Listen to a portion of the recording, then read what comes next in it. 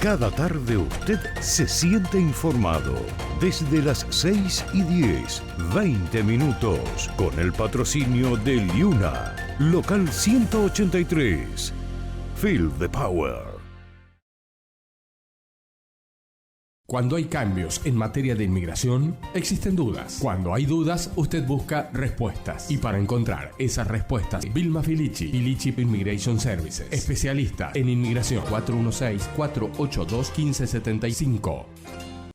Muy buenas tardes, amigos, bienvenidos a 20 minutos, las noticias de Canadá y el mundo en tu idioma en 20 minutos. Yo soy Diana Lora y te traigo las informaciones de este lunes 21 de octubre. Iniciamos a nivel nacional.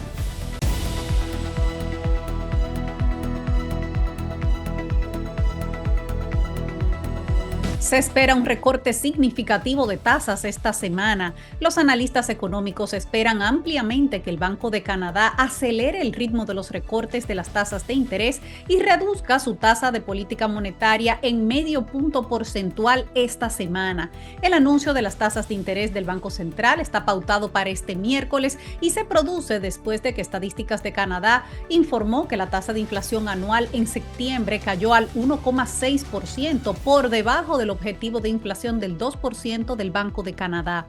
Nathan Jansen, economista en jefe adjunto de RBC, dijo que el último informe del índice de precios al consumidor ha reforzado la expectativa de un recorte de tasas de gran escala. Tras el recorte de los tipos de interés del Banco de Canadá el mes pasado, el gobernador Tiff Maclean señaló que el Banco Central estará dispuesto a recortar los tipos de forma más agresiva si la inflación cae demasiado, y eso fue justamente lo que pasó. También ha dicho que el Banco Central ahora quiere que el crecimiento económico repunte de nuevo. El Banco de Canadá ha reducido su tipo de interés de referencia 3 veces hasta este momento, llevándolo a un 4,25%. Ahora el Banco de Canadá se enfrenta al riesgo de que las tasas de interés puedan limitar el crecimiento económico más de lo deseado. Aunque la economía canadiense ha seguido creciendo modestamente, el Producto Interno Bruto Real se ha contraído per cápita durante 5 trimestres consecutivos. El mercado laboral también se ha relajado considerablemente y la tasa de desempleo en septiembre se situó en 6,5%, un punto porcentual más que el año anterior. Es este contexto económico, junto con la caída de la inflación, que ha llevado a varios pronosticadores a predecir que el Banco Central va a aplicar recortes de tasas de interés consecutivos tanto esta semana como en diciembre, llevando su tasa de política hasta el 3,25% para finales de año. El director de presupuesto parlamentario proyectó en su reciente perspectiva económica y fiscal que el Banco Central seguirá recortando las tasas hasta que su tasa de política alcance el 2,75% en el segundo trimestre del 2025, y estaremos pendientes al anuncio de este próximo miércoles. Y señores, esta semana también Trudeau está enfrentando el mayor desafío a su liderazgo. El miércoles se espera que el primer ministro Justin Trudeau enfrente el desafío más grande a su liderazgo hasta esta fecha. Varios informes de los medios de comunicación han detallado los planes de un grupo de parlamentarios liberales para confrontar a Trudeau en una reunión del caucus del partido este miércoles, por los números decrecientes en las encuestas y por las perspectivas electorales que no pintan bien para los liberales. La estrategia precisa y la amplitud del intento de presionar a Trudeau para que renuncie siguen sin estar todavía claras, aunque algunos parlamentarios que han hablado con los distintos medios de comunicación, por ejemplo con Canadian Press, han dicho que el número de miembros involucrados es significativo. Así también lo ha dicho la CBC y lo ha dicho también la cadena CTV. Trudeau podría eludir ambos problemas tomando la controvertida medida de prorrogar el Parlamento, lo que pondría fin a la sesión y prepararía el escenario para un nuevo discurso del trono. Algunos observadores políticos han reflexionado sobre la medida que daría tiempo para una carrera por el liderazgo liberal si Trudeau renunciara. El primer ministro también planea reorganizar pronto su gabinete para reemplazar a los 4 ministros que dijeron que no se van a presentar nuevamente a las próximas elecciones. Se programó una elección general para octubre del próximo año, pero El escenario indica que podrían celebrarse antes si los liberales pierden la confianza en la Cámara y esta sublevación de diputados del Partido Liberal. Ya sabremos este próximo miércoles de qué dimensiones es, qué tan grande es. Según la cadena CBC, al menos 30 diputados habrían firmado una carta en la que le piden a Trudeau su renuncia.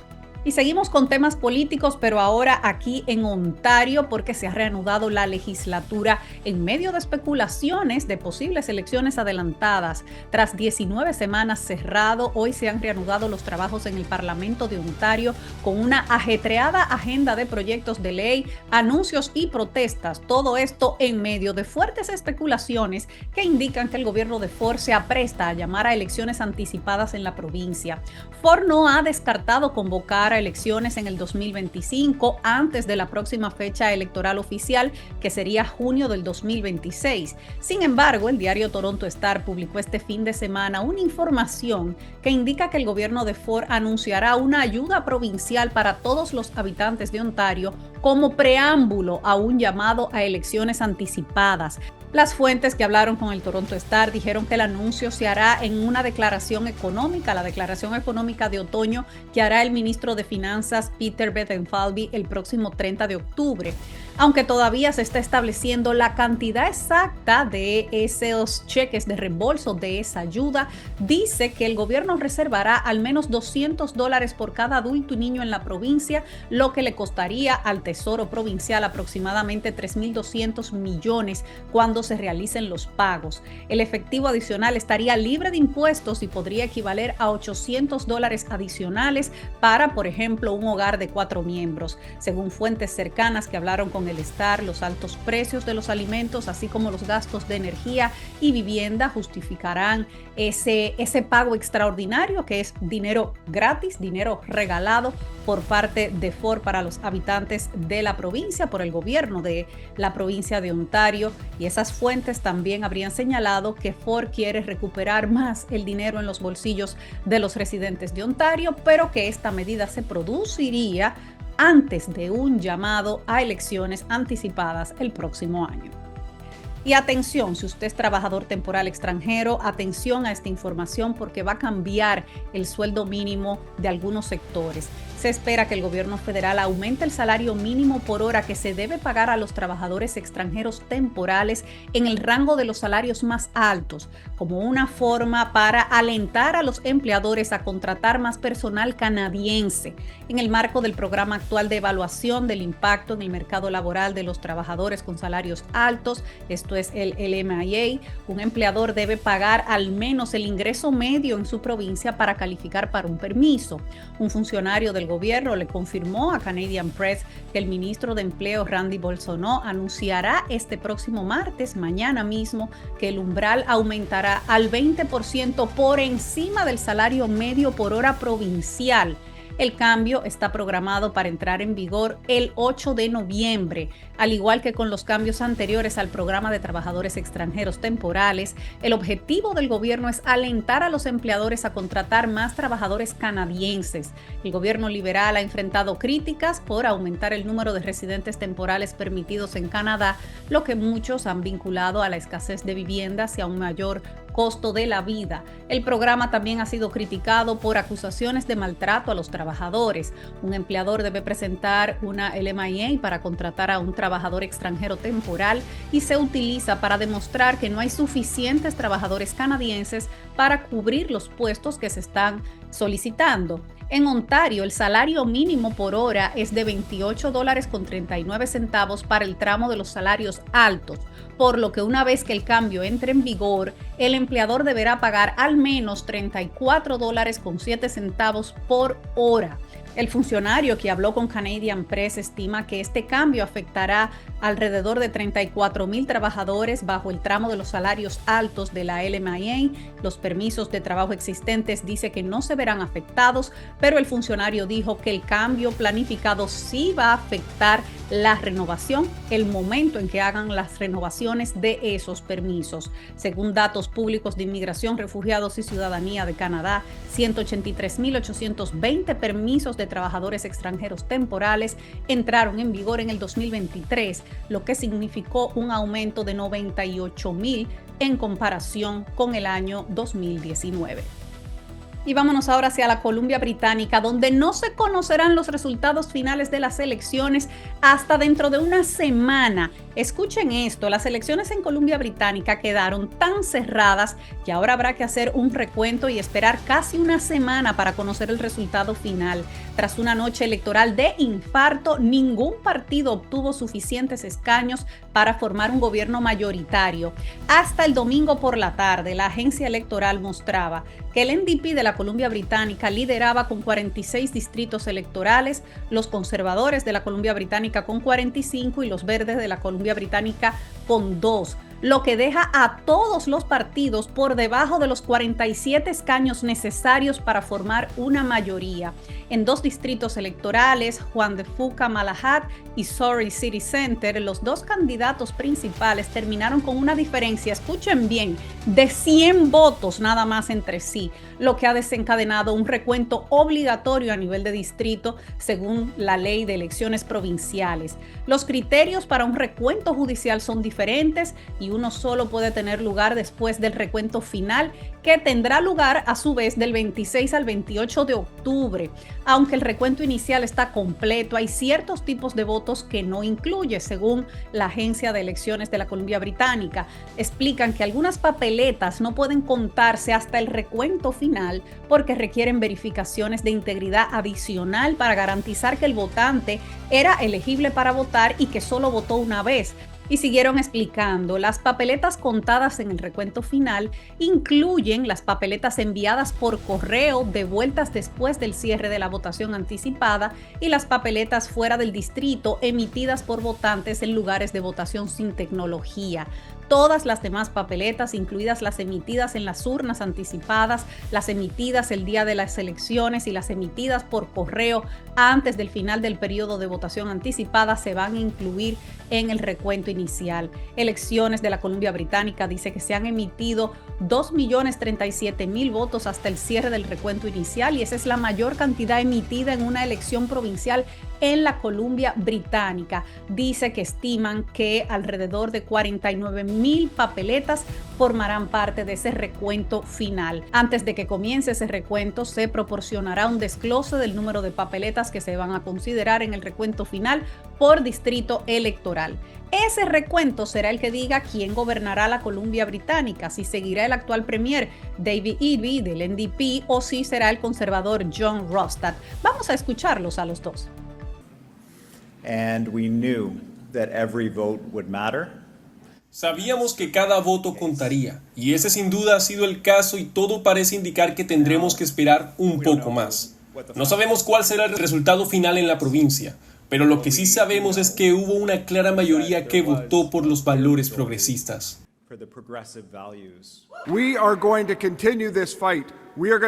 Vamos a continuar esta lucha durante los próximos días, durante las próximas semanas y durante los próximos meses. Y si tenemos el honor de formar gobierno, tampoco nos vamos a rendir. Seguiremos luchando cada día para asegurarnos de hacer todo lo posible para mejorar la vida de la gente de esta provincia. Y puedo asegurarles que si se da la situación de que el NDP forme un gobierno en minoría, aprovecharemos cada oportunidad que se presente desde el primer día para hacerlos caer y volver a las urnas. Y a los habitantes de la Columbia Británica solo les queda esperar el recuento para conocer cuál partido los va a gobernar.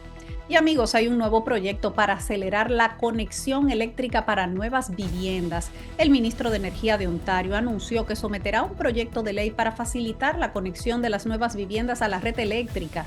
Stephen Leche explicó que con las normas actuales el proceso es lento y caro, lo que aumenta los costos para los compradores de viviendas y desalienta la construcción de viviendas nuevas. Escuchemos a Leche. Nuevo gobierno someterá una nueva ley que, si pasa, reducirá los gastos de capital de entrada asociada a la conexión al sistema eléctrico. Ese paso final que conecta las nuevas viviendas y las empresas a la red eléctrica de Ontario. Hoy los primeros en mudarse tendrían que pagar el costo total de las mejoras necesarias para la conexión, incluso si ellos no llegan a aprovechar totalmente los beneficios. Eso quiere decir que no se construyen zonas no conectadas porque nadie quiere asumir ese riesgo y cargar con ese costo extra. Pero con las nuevas medidas regulatorias permitiríamos a la Junta de Energía distribuya esos costos entre todos los clientes en zonas de alto crecimiento que conecten la línea, no solo los primeros.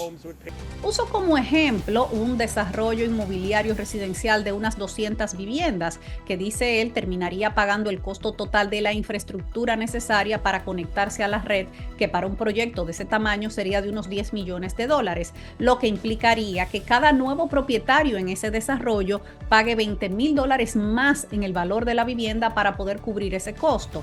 Pero con la nueva legislación solo tendría que pagar por la carga eléctrica que utilicen y como resultado ese costo bajaría a $4,000 por nuevo propietario, ahorrándole a una familia promedio unos $16,000 en el valor de una vivienda nueva. Ahora hacemos una brevísima pausa. Al volver nos vamos al plano internacional con la difícil situación que están viviendo los cubanos. Ya regresamos. Cada tarde usted se siente informado. Desde las 6:10, 20 minutos, con el patrocinio de Liuna, local 183. Feel the power. Cuando hay cambios en materia de inmigración, existen dudas. Cuando hay dudas, usted busca respuestas. Y para encontrar esas respuestas, Vilma Filici, Filici Immigration Services, especialista en inmigración, 416-482-1575.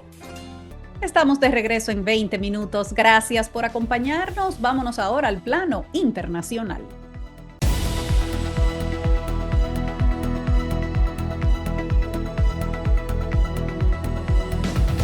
Cuba enfrenta un ciclón en medio del apagón. A la crisis de energía eléctrica que mantiene a Cuba apagada desde el viernes pasado se ha sumado ahora el paso del huracán Oscar, ahora degradado a tormenta tropical.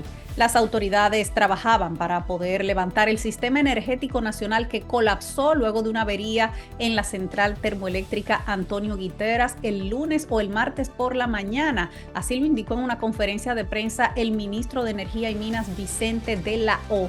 Sin embargo, de la O reconoció que la llegada del huracán Oscar, que tocó tierra el domingo como categoría 1 en la localidad de Baracoa, a unos 1,000 kilómetros de la capital, afectará al este del país y agregó que es un inconveniente adicional para la recuperación eléctrica, pues refirió que en esa área se encuentra un polo fuerte de generación del fluido.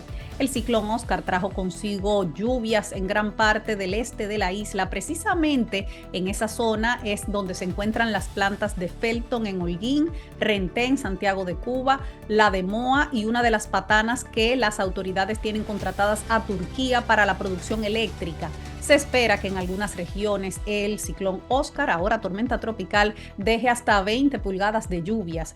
La emergencia energética comenzó el jueves por la noche, cuando en horario pico el 50% del país se vio a oscuras por falta de generación eléctrica, una situación que provocó una comparecencia especial del ministro Manuel Marrero para disponer medidas de ahorro como la suspensión de las clases, las actividades no vitales, así como el anuncio de incrementos en la tarifa. Las autoridades suspendieron las clases, las actividades laborales imprescindibles hasta el miércoles. Solo se mantendrán en funcionamiento los hospitales y otros servicios vitales para la población.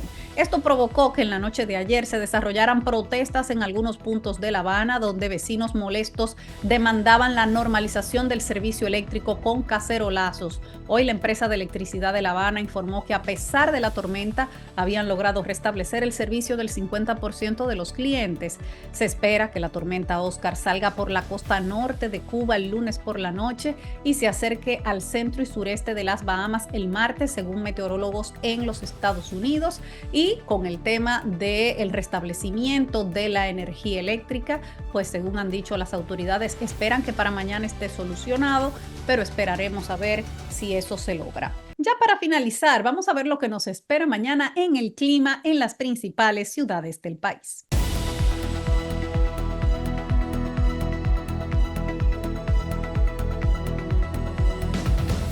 Mañana en Toronto seguirán las altas temperaturas. Estará soleado con máxima de 23 grados, mínima de 15. También altas temperaturas en Ottawa con máxima de 23, mínima de 15. Estará seminublado. En Montreal estará soleado, cielos despejados, máxima de 23, mínima de 14. Mientras que en Vancouver hay lluvias pronosticadas con temperaturas entre 12 y 5 grados. Y en Calgary estará soleado con temperaturas más bajas entre 3 y 1 grado. Hasta aquí las informaciones de hoy. Gracias por acompañarnos en 20 minutos. Yo soy Diana Lora y como siempre me despido de todos ustedes recordándole a esa comunidad latina que unidos somos más fuertes, juntos somos más. Hasta mañana.